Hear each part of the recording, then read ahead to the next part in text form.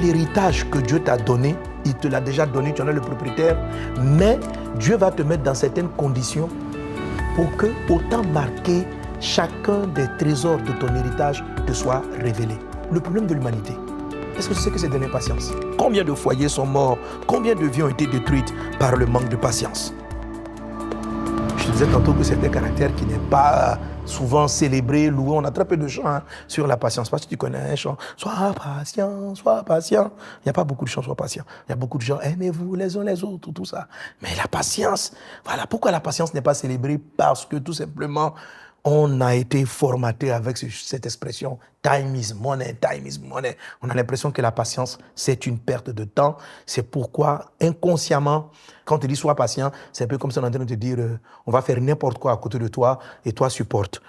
Non, non, non, non, non. La patience, c'est loin d'être cela et elle mérite donc une attention toute spéciale. Alors, la Bible dit que le fruit de l'esprit, c'est l'amour, la joie, la paix, la patience. Donc, Dieu, être comme Christ, c'est être patient comme Christ. La patience, ça se définit comme l'aptitude à se maîtriser face à une attente et rester calme dans une situation de tension et face à des difficultés. En règle générale, donc, on comprend que la patience, c'est cette aptitude que certaines personnes ont, dont le Christ, à faire face à une attente. Donc, tout ce qui est attente. À rester calme dans une situation de tension ou face à des difficultés. Elle peut également signifier être capable d'attendre longtemps sans s'irriter ou s'ennuyer. Quelqu'un qui est patient, il attend longtemps, il ne se fâche pas dans l'attente, sans s'irriter, sans s'ennuyer. Donc, note la notion de ne pas se fâcher. La colère, c'est très important. Ça va nous permettre de parler de la première forme de patience. Okay? Il y a en tout 6 grandes formes de patience dans la parole de Dieu. On va les apprendre, elles sont merveilleuses. Amen. La patience permet de vivre la vie avec tranquillité et de s'ajuster au moment et au rythme des événements. Okay? Donc, quelqu'un qui est patient, il sait s'ajuster au rythme des événements. Quand ça va vite, il sait aller vite. Quand ça va posément, il faut prendre du temps, il sait prendre du temps. Elle est une vertu qui permet de faire face aux grandes difficultés de la vie. Alors ça, c'est une définition que tu trouveras dans les dictionnaires, etc. Donc, on retient en substance que la patience, c'est attendre le temps. La patience, c'est attendre sans s'irriter, sans s'ennuyer. La patience, c'est aussi la capacité à supporter des oppressions de la vie ou à ce que ces attentes ne sont pas vite réalisées en gardant le calme, la tranquillité, etc. OK? Alors, la patience, par rapport aux vertus qui précèdent dans le fruit de l'esprit, vient un peu comme un conservateur de ces éléments. C'est-à-dire, la patience, c'est un peu comme être en paix, mais tout le temps. La patience, c'est un peu comme garder la joie, mais tout le temps. C'est-à-dire que quelle que soit la pression qui arrive, je ne panique pas, je ne m'irrite pas, je garde ma paix. Je garde mon calme, malgré que ce que j'attends des autres ou du temps ne me soit pas accordé. Je garde mon calme. Celui qui est patient, c'est quelqu'un qui sait garder la paix. Celui qui est patient, c'est quelqu'un qui sait garder la joie, qui ne perd pas ses moyens, qui ne perd pas le contrôle lorsque certaines choses tardent à se mettre en place. Amen. Donc, voilà la patience. Et la Bible dit que c'est un fruit de l'esprit. Je t'ai dit tantôt que c'est un élément qui te permet de dominer. Amen. Pourquoi tu dois être patient? Parce que simplement, c'est la nature de Dieu. Dieu est patient. Dieu est patient. Alléluia. Dieu sait attendre. Il attend que nous changions. Il attend que les gens changent. Il ne se fâche pas précipitamment. Il prend le temps des choses. Quand Dieu se révèle la première fois à Moïse, en Exode chapitre 34, verset 6, il dit « L'Éternel, l'Éternel, lent à la colère. » Il se présente miséricordieux, compatissant, lent à la colère. Tu trouveras aussi en Nombre chapitre 14, verset 18. Dieu prend le temps. Il ne se fâche pas. Il est lent à la colère. Alors, si tu veux ressembler à Dieu, tu dois être quelqu'un qui est lent à la colère, quelqu'un qui est patient. C'est ça, chercher à restaurer cette image de Dieu, de Christ que l'espèce humaine a perdue. Retrouve cela dans le nom de Jésus-Christ de Nazareth. Amen. La patience est une chose qui est très importante. Elle te permet de contrôler ton âme. Qu'est-ce que c'est que l'âme? C'est le siège de tes émotions, de ton tempérament et de tout ça. L'impatience fait que tu perds tes moyens émotionnels. Okay? Tu perds tes moyens émotionnels, tu rentres dans la colère, dans l'irritation, dans la dépression, parce que tu ne peux pas supporter longtemps certaines pressions. Donc lorsqu'elles arrivent, l'homme déprime, l'homme pète les plombs, etc. Et il perd le contrôle de son âme. La Bible dit dans le livre de Luc 21, verset 19, dans la version Darby, il est dit « posséder vos âmes par votre patience. Donc, posséder ton âme, c'est posséder tes émotions. C'est faire en sorte que tes émotions ne prennent pas le contrôle sur toi. Ok? C'est pas parce que je sens mal, j'ai envie d'injurier une personne ou je suis fatigué, je vais laisser ceci, que je vais abandonner. Non, tu dois être patient. Tu dois posséder ton âme par la patience. Mais l'âme ne recèle pas seulement de tes émotions. Est-ce que tu sais que Dieu a positionné dans ton âme les chemins de ta vie? Dans les psaumes, il est écrit que Dieu a tracé dans le cœur de l'homme, Dieu a mis dans notre cœur des chemins tout tracés. Amen. Donc ta vie recèle de trésors que Dieu a placés en toi. Ok? Tes capacités, ton intelligence, ton talent, ce qui fait ta particularité. Vous savez, physiquement, nous sommes tous différents. Mais émotionnellement aussi, nous avons des sensations, des choses qui nous diffèrent les uns des autres. De la même manière qu'on a près de 8 milliards d'habitants sur la Terre et qu'il y a 8 milliards d'empreintes différentes, nos âmes sont différentes. Amen. Celui qui possède son âme tient dans la main tous les trésors que Dieu a laissés à l'intérieur de lui. Sois patient. Amen. Et tu verras tous ces trésors-là se manifester en leur temps. Alléluia. Et ça, c'est vraiment important. Alors, qu'est-ce que je veux dire que Dieu a déposé dans ton âme, ton destin? Quand tu possèdes ton âme, Luc 21, verset 19, comme je dis, tu ne perds pas la voie. Tu ne perds pas le chemin de ta vie. C'est comme si la patience, et tu vas voir que la patience, c'est de toutes les vertus, c'est elle qui te conduit vraiment vers ta destinée. C'est elle qui te conduit vers ta destinée. Pourquoi je dis que c'est elle qui te conduit vers ta destinée? Ça fait 2 intérêts que je te donne sur la patience. J'arrive sur le 3e. Premier intérêt, sois patient parce que Dieu est patient et que tu es créé à son image. Sois patient pour avoir le contrôle de tes émotions, pour ne pas qu'il y ait des gens qui sont là-bas qui contrôlent tes émotions. Il y a beaucoup de personnes qui ont laissé la télécommande de leur vie entre les mains des autres. C'est-à-dire que quand ils voient ce visage, ils pètent les plombs. Ils contrôlent ton âme. Quand il y a une situation qui arrive, tu es attristé. Les gens contrôlent tes émotions, ils contrôlent ta joie. Enlève-leur la télécommande. Avec la patience, tu as la télécommande de tes émotions et l'extérieur n'a plus d'influence sur ce que tu dois être. Sois patient pour cela. 3e intérêt de la patience, c'est que cette patience-là va te donner d'atteindre, de révéler au temps marqué les choses que Dieu a déposées en toi. Alors parlons de ces fameux temps marqués. Dis avec moi le temps marqué. Dans la version plus longue, quand tu verras dans cet ouvrage, je parle même des sceaux. Je parle des sceaux. Mais je ne vais pas m'attarder aujourd'hui sur les sceaux. Je veux juste faire ressortir la notion de temps marqué. Parenthèse sur les sceaux. Ta destinée, par exemple, Dieu la cache en toi. Les bonnes personnes de ta vie, les choses qui appartiennent à ta paix, Dieu les connaît d'avance et il les met en toi. Dieu les cache en toi. Et au temps marqué, il te dit ce que tu dois faire. Le temps marqué, c'est une période que Dieu a marquée d'avance. Regarde un peu parlant de ce temps marqué. Dans le Nouveau Testament, Galates chapitre 4, verset 2, la Bible dit ceci.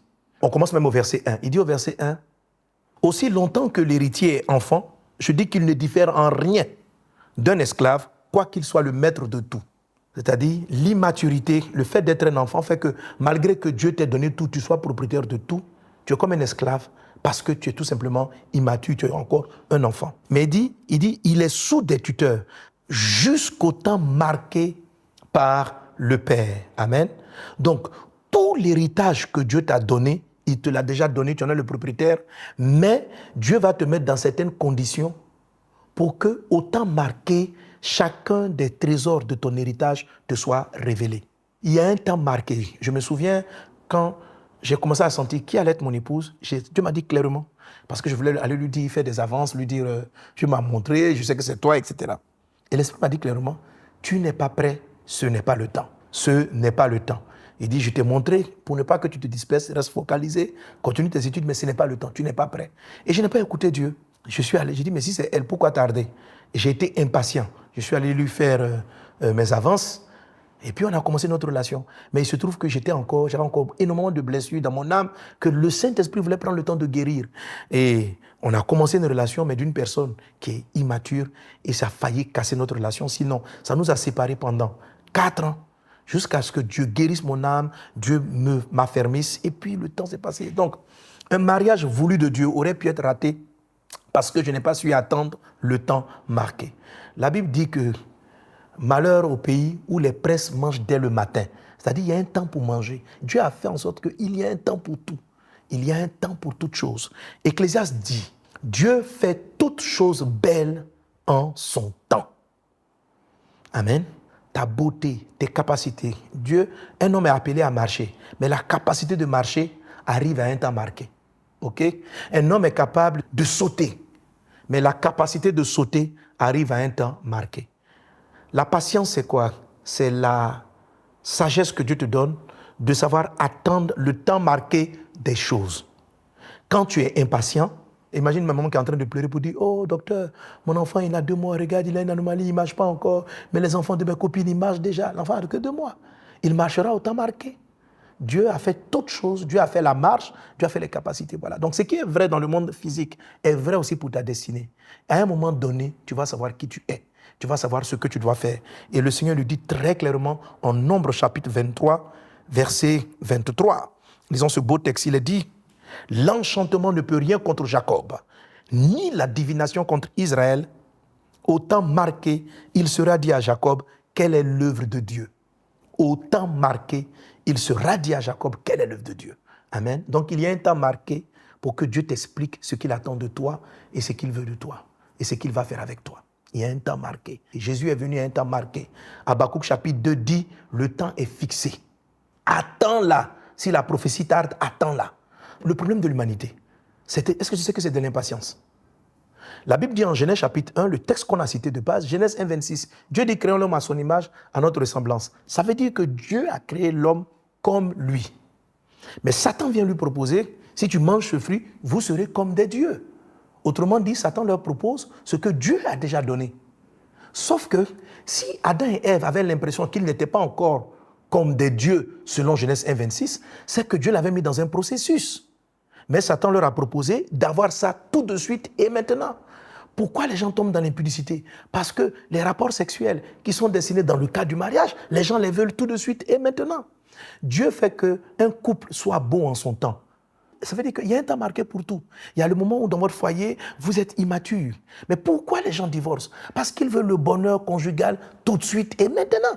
Malgré qu'ils aient prié et que Dieu a dit cet homme est l'homme de ta vie, cette femme est la femme de ta vie. Les gens dansent qui rentrent dans le foyer, après 1 an, pourquoi on n'est pas encore heureux? Mais Dieu fait toutes choses belles. Dieu donne la joie en son temps. Dieu ne crée pas un bébé avec des dents. Tout ce que Dieu fait commence petit. Tout ce que Dieu fait obéit à un processus. Quand je plante un manguier, c'est de l'impatience de dire, mais pourquoi il ne me donne pas les mangues maintenant? J'ai marié un manguier, je l'ai mis dans ma cour parce que j'aime les mangues. Et ça fait maintenant 1 an, il ne m'a pas encore donné des mangues. Non, parce que Dieu a mis la mangue, le fruit de la mangue, en son temps. Dieu a dit que tout ce qui existe sous la terre transporte son propre temps. Un enfant arrive à 9 mois de grossesse. Regarde autour de toi. Toute chose a un temps. Toute chose est belle en son temps. Et chaque espèce est créée en son temps. Même toi-même, tu as ton temps. Dans la nature, par exemple, vous avez le maïs, il donne son fruit à 3 mois. Des arbres comme l'évéa, ils donnent le caoutchouc à partir de 7 ans. De quelle nature es-tu?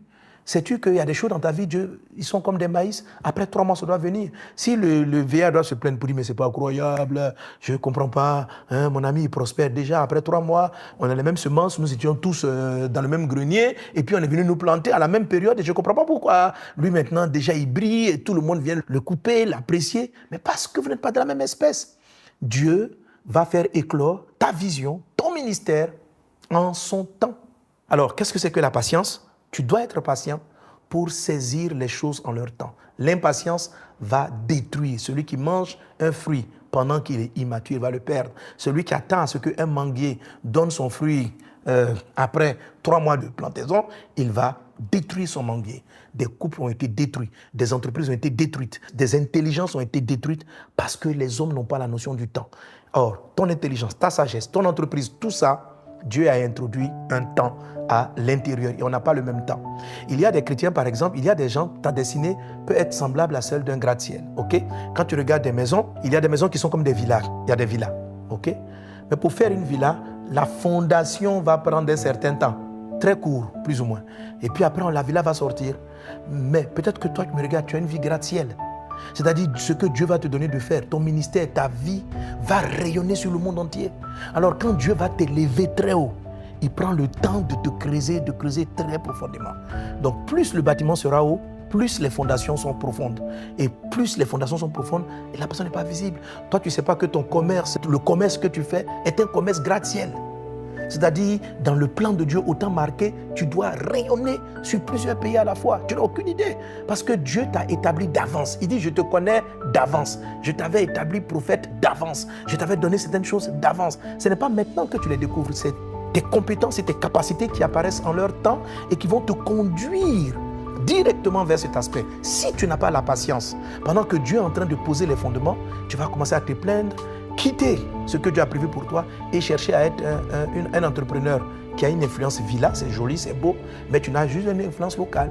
Tu ne seras pas haut et les gens ne te verront pas de partout. Or, ta destinée initiale, ce qui était écrit, c'est que tu sois brillant et que la lumière qui jaillit de toi, qui jaillit de ton ministère, puisse rayonner à travers le monde. Qu'est-ce qui va t'amener à saisir la chose en son temps? C'est la patience. C'est la patience. Quelqu'un dit avec moi la patience. Shalom, j'espère que vous avez aimé cette vidéo. Abonnez-vous pour ne pas rater nos programmes. Merci de faire partie de notre famille TBN. Que Dieu vous bénisse. Shalom de Jérusalem.